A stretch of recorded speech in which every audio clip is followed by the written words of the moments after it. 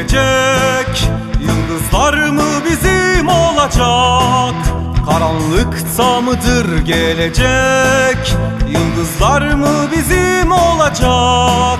Kalmışım parmaklık ardında, devriye sesler kapımda, güneş uzakta ben burada bekliyorum. Kalmışım parmaklık ardında, devriye sesler kapımda, güneş uzakta ben burada bekliyorum.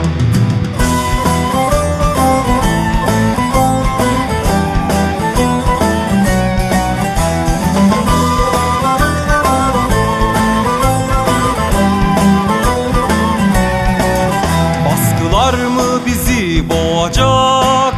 Direniş mi çiçek açacak? Baskılar mı bizi boğacak?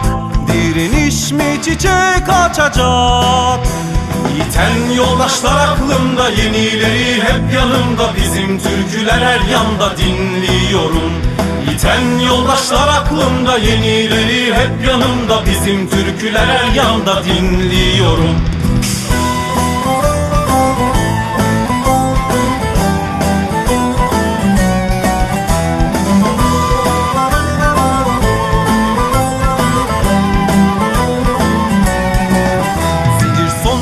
Mı yok olacak? Devrilen gün bize mi doğacak? Zincir sonsuzda mı yok olacak? Devrilen gün bize mi doğacak? Hesaplaşma zamanı geldi bak, gökyüzü bizim olacak. Duvarını yıktım hücremin, diriliyorum.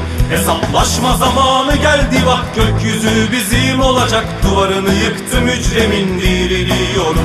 Hesaplaşma zamanı geldi bak, gökyüzü bizim olacak. Duvarını yıktım hücremin, diriliyorum.